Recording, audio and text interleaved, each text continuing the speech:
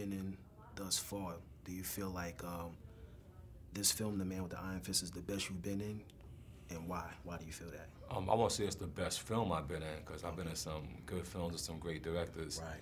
But this is my biggest role to date. I have a lot of screen time in this film, so I'm happy about that. But just as far as a film being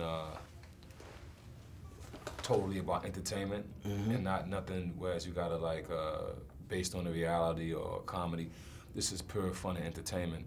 And that's what makes this film to me special. And then this is a film from my own imagination. Right. It's different when you somebody hire you to play a character from their imagination or something that's based on reality. But to have something that you dream about and then see it come to light, that's a real great joy. So that's what makes this film the most joyous film for me. Right. Oh no, it was super pressure. You know what I mean? It took super focus. Right. It was a big endeavor, but it was something that I prepared myself for. Right. It's like if I was to compare this to a boxing match, it's like I was in the gym. I was in the gym for years, hitting that bag and punching and training. And when they said go, I was ready to go.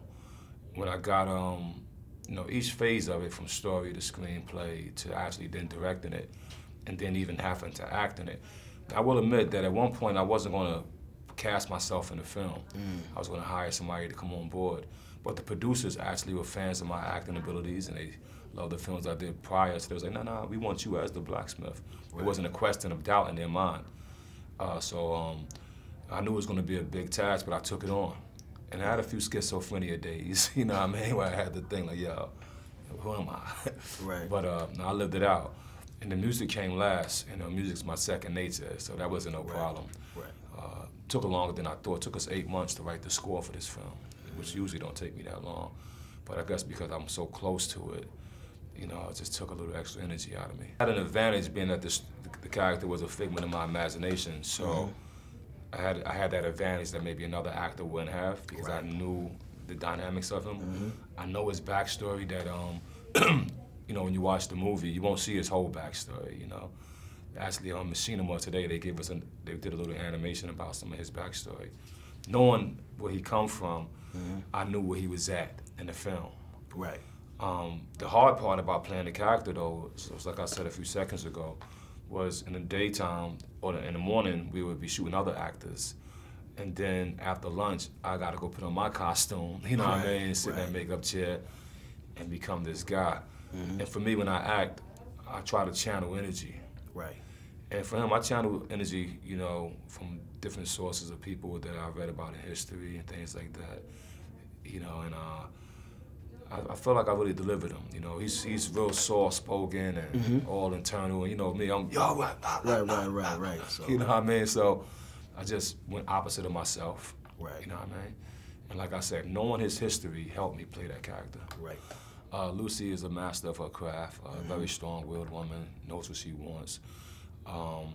And you know, it was almost a point where we thought we wouldn't get her for the film, but she was who I had in my mind. And it was a beautiful thing working with her. She was a joy to work with. And as far as Jamie Chung, you know, she plays the blacksmith love interest. Right. And I'll give you a small story. It was, you know, maybe after about 3 weeks of working, we all went out for the day off for dinner. And after that, we figured we'd go dancing. And she was there. She had some guy there with her. And, you know, she was just dancing. And I was sitting there, and I just turned to the blacksmith. And I got jealous, yo. I was ready to do the kid up.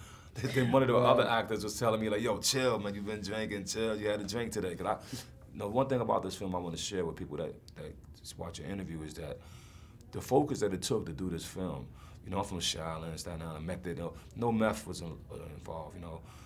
I was sober, you know, even from the natural music part of being sober, you know. Right. And I was extra focused. You know, one day a week we'd get a chance to go out and have a dinner, maybe have some wine, and maybe once or twice we'd go and hit a few spots and tip a glass or two. But other than that, it was a very super focused moment. So my tolerance level was low, you know what I mean? And a couple of sips, I was like just zoned in. But it was a joy, yo. And you know, Russell Crowe is one of the greatest actors alive. Right. And I say that not because he's in this film, but if you check his status, check his records, you won't find 85 men alive that have the Oscar for Best Leading Actor, and he has it twice. You know what I mean? Absolutely. And he brings a lot to this film. He really upped the antes of everybody. When he came on the set, you know, just the energy level grew, the seriousness grew, and the sternness grew in the focus.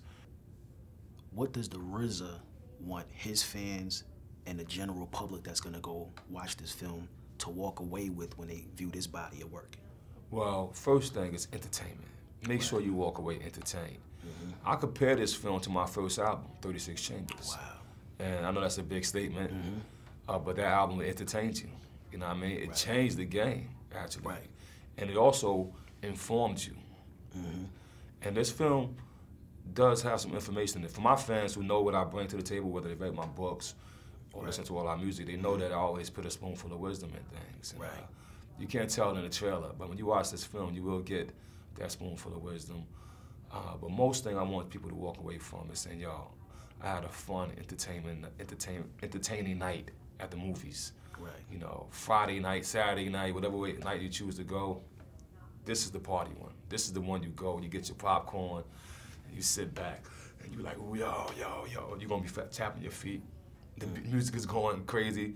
You can close your eyes and listen to the movie and enjoy it. You can cover your ears and just look at it. Because visually, coming from the hip-hop world, doing videos and all that, I had a certain kind of taste for colors and taste for cinematography. And being a student of Tarantino and watching John Woo, I'm able to collage all this energy together. Even visually, this film is just stunning. Do you feel like this is kind of like coming full circle, like your dream? This is definitely full circle. As far as on the music level, I was confident. You know, I knew that Wu was going to crack him open and crash it, you know what I mean? And that's why we came with the ruckus. You know, couldn't deny us. Right. But this is actually different, yo. This is something that took me time to study and be a student first, and then have a dream. You know, so I guess when any student goes to class, especially when you go to college and you're dreaming about your future, you have a dream about your future, then you got to study, whether it's a lawyer, a doctor, a minister. Right. And I studied this craft. This is full circle. Martial art has been a big influence in my life. The greatest thing this film does for me, though, as a martial artist myself, is I gave back to the martial art community.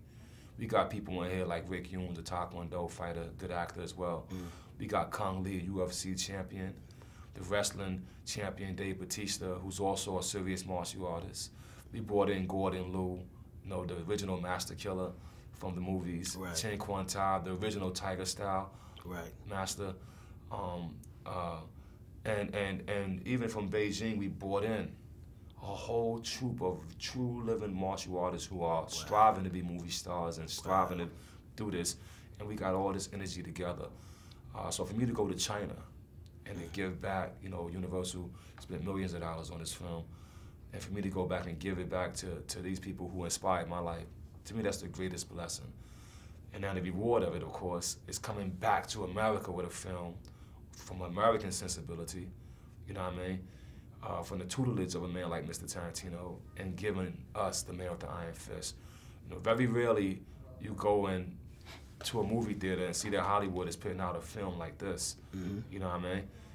Kill Bill was probably was the last one. You know what I mean? And here's the next one right here. And I'm telling you, you're gonna enjoy it, y'all. I look at myself as an artist. You know, I start off as a hip hop artist, but I'm an artist in any medium because I realize there's a wavelength. I have the same passion for making films that I have for making music. Okay. The film passion is growing even stronger because in film, I can incorporate music. Right. Fully incorporate it. I can incorporate style, art, lyrics from writing. Filmmaking is my true medium right now because creatively, I'm mature to an artist that have different expressions. And there's only one medium where I could find all that expression, and that's film.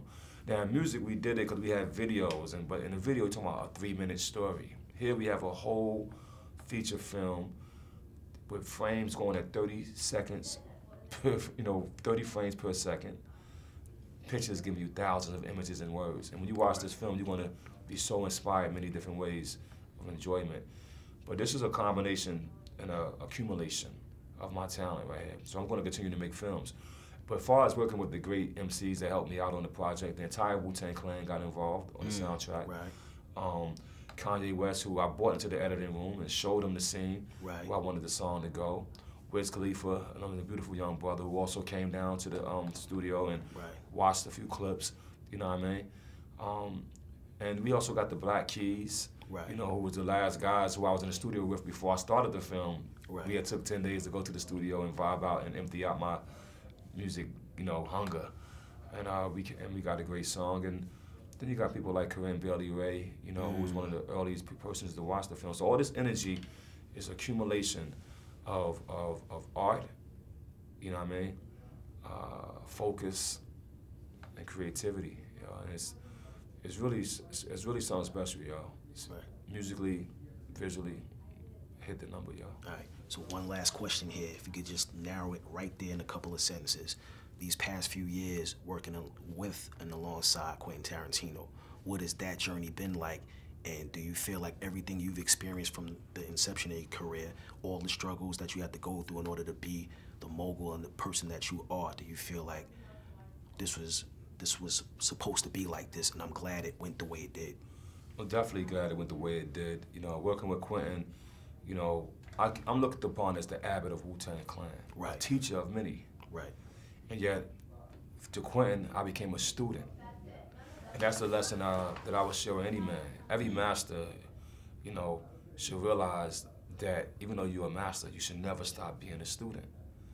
You know, when you stop doing that, then you're giving up on life, because life always has something else to offer. And so spending my time with Quentin and studying underneath of him, then meeting Eli Roth at his house. Then me and Eli become classmates and buddies, and he helped me get my screenplay penning game tight. Now I write screenplays like nothing because I was with an expert. So the best thing we used to say in Wu-Tang is that steel rub against steel is how we sharpen it. You know what I mean? Another thing is, even if you have a magnet and a nail, if the nail stays on the magnet long enough, it becomes magnetized. You know what I mean? So this is the energy I'm living off of right here, and this is definitely my calling, and I'm very happy to be doing what I'm doing, yo.